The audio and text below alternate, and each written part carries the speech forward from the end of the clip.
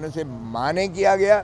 ہمارے پروپوزرز اور سیکنڈرز کو اٹھا لیا گیا. ریٹرننگ آفیسرز کے باہر ایک جم غفیر پولیس کا اور سفید پارچات میں ان کے اپنے جو لا انفورسنگ ایجنسیز کے لوگ ہوا کرتے ہیں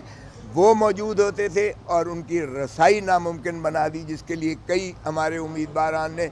ریٹیں ہائی کورٹس کے مختلف بینچز میں سارے پاکستان میں کی، اور جس وجہ سے پھر 2 دن جب ایکسٹینڈ ہوئی، اضافی ہوئی، 24 تک کیا گیا، 24 دسمبر تک کاغذات نامزدگی داخل کرنے کا، تو وہ ایک آگ کا دریا پار کر کے جو ہے وہ کامیاب ہوئے، یا جس طرح سے، اور جو وکلاء بھی ساتھ جاتے تھے ان کو بھی گرفتار کر لیا جاتا تھا اور باریں پھر اٹھتی تھیں اور پھر ان کو مخلصی ملتی تھی. یہ مرحلہ وہ تھا جو کاغذات نامزدگی داخل کرنے کا تھا. یہ 20 سے 22 تک تھا اور 22 سے 24 تک ایکسٹینڈ ہوا، تو یہ اس دورانیے میں ہمارے ساتھ سارے پاکستان میں کیا گیا. اس کے بعد شروع ہوتا ہے کاغذات نامزدگی کی جانچ پڑتال کا، جانچ پڑتال اسکروٹنی کا. وہ 30 تاریخ تک جو ہے فیصلہ میعاد دی گئی تھی الیکشن کمیشن آف پاکستان. تو ڈیفرنٹ ریٹرننگ آفیسرز نے کسی کو 26، 27، 28، 29، 30 تک تاریخیں دے رکھی تھیں. اس میں بھی یہی چیز روا کی گئی، اور وکلاء کو ہم بھیجتے تھے اس لیے کہ وکلاء ذرا اپنا قانون کو محافظ ہونے کے ناطے سے ان کو حقوق کا پتہ ہوتا تھا، لیکن وہاں بھی ایسا ہی ماحول کریٹ کیا گیا.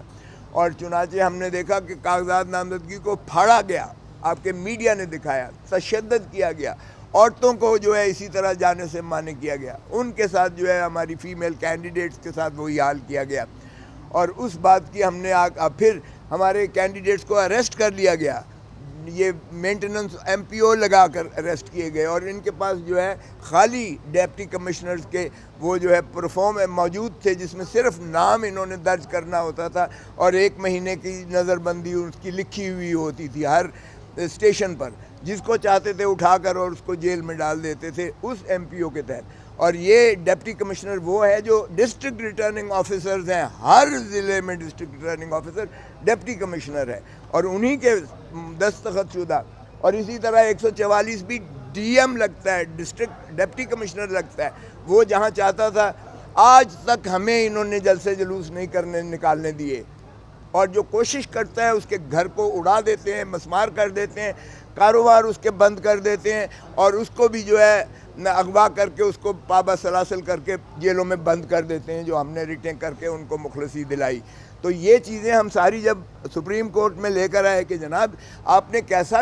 حکم دیا تھا 22 دسمبر 2023 کا کہ آپ ان کو شفاف الیکشنز اور لیول پلینگ فیلڈ دیں، تو یہ کیا مذاق ہمارے ساتھ کیا جا رہا ہے.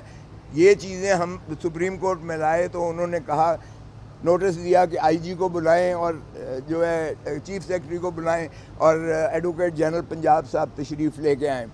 وہ آئے تو 700 صفحوں کا انہوں نے ایک ملبہ داخل کیا اور کہا کوئی انسیڈنٹ ہوا ہی نہیں ہے پاکستان میں، کوئی وقوع ہوا ہی نہیں ہے، کوئی بدمزگی پاکستان میں نہیں ہوئی. یعنی اس سے بڑا مذاق کیا ہو سکتا ہے کہ میرے بیٹے کو گرفتار کر کے، میرے دفتر کے باہر سے گرفتار کر کے، چونکہ وہ کینڈیڈیٹ بھی تھا، اس کو گرفتار کر کے جو ایڈوکیٹ سپریم کورٹ ہے پابہ سلاسل کیا گیا، اور جو ہائی کورٹ کے باقر نجفی صاحب نے فیصلہ دیا کہ یہ الیکشن کے سلسلے میں اسے گرفتار کیا گیا، یہ بدنیتی پر مبنی ہے، اور اس FIR کو قواش کر کے ہتھکڑی جیل عدالت میں کھلوائی گئی. یعنی میرے سامنے بات ہوتی ہے اور وہ کہتے ہیں انسیڈنٹ ہی کوئی نہیں ہوا ہے. اور اسی طرح پچھلی تاریخ پر جسٹس مسرت ہلالی صاحب نے کہا کہ ہم نے تو خود یہ کاغذات نامزدگی پھٹتے ہوئے دیکھے ہیں، عورتوں کو دھکے لگتے دیکھے ہیں. تو باہر کیف چیف صاحب کی عظمتوں کو سلام، وہ فرماتے ہیں کہ میں TV دیکھتا ہی نہیں ہوں. تو پھر ہم نے جب عرض کیا کہ جناب یہ ایفیڈیوٹ بھی ہیں اور یہ CDs بھی ہیں، ذرا ان کو بھی دیکھ لیجئے، تو انہوں نے کہا کہ نہیں ابھی یہ تو نہیں ہے. پھر ہمارے ساتھ کیا ہوتا ہے، ہمیں بلے کا نشان کا پھر تماشا ہوتا ہے. بلے کا نشان جو ہے پشاور ہائی کورٹ، یہ ہمیں جو الیکشن کمیشن ہے وہ اتنی بددیانت ہے، اتنی بدنیت اور بددیانت ہے کہ نہ صرف ہم سے جو ہے وہ جیل میں جا کر عمران خان کو توہین عدالت کی نوٹس جیل میں جاتے ہیں، سارے جیل میں جا کے. آج تک تاریخ میں ایسا نہیں ہوا کہ کمیشن سارا جیل میں چل کر جائے اور وہ کنٹیمپٹ نوٹس دے. پھر نہ صرف وہ کمیشن کے کمپلینٹ پر عمران خان کو سزا ہوتی ہے،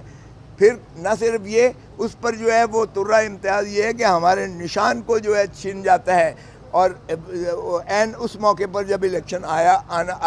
کی آمد ہے، اور اس کے بعد ہم جب پشاور سے اسٹے لیتے ہیں، سسپینڈ ہوتا ہے، ہمیں ملتا ہے، تو اس کے خلاف الیکشن کمیشن جو ہے نظر ثانی میں جاتی ہے اور نظر ثانی کرا کے پھر اس آرڈر کو بحال کروا لیتی ہے، اور پھر جب وہ فائنل لگتا ہے ڈویژن بینچ میں تو ڈویژن بینچ کہتی ہے کہ الیکشن کمیشن کو سرے سے یہ اختیار ہے ہی نہیں کہ وہ مانیٹرنگ کرے کسی پارٹی کے انٹرنل الیکشنز کی، اور یہی روح تھی جو بے نظیر بھٹو کے کیس میں 1988 سپریم کورٹ پہلے طے کر چکا ہے۔ اس لیے ہم نے سرٹیفکیٹ دینا تھا، ہم نے الیکشن کمیشن کے آرڈر کے تابع کرایا، 20 دن کا انہوں نے وقفہ دیا کہ آپ الیکشنز کروائیں۔ 20 دن کے اندر آپ اندازہ کریں ہم نے جو کارروائی تھی بالکل اپنے آئین کے مطابق کی، اور یہاں جھوٹ بولا گیا ان 13 لوگوں نے۔ اب 13 لوگ ہمارے 2 کروڑ 2.5 کروڑ جو ممبرز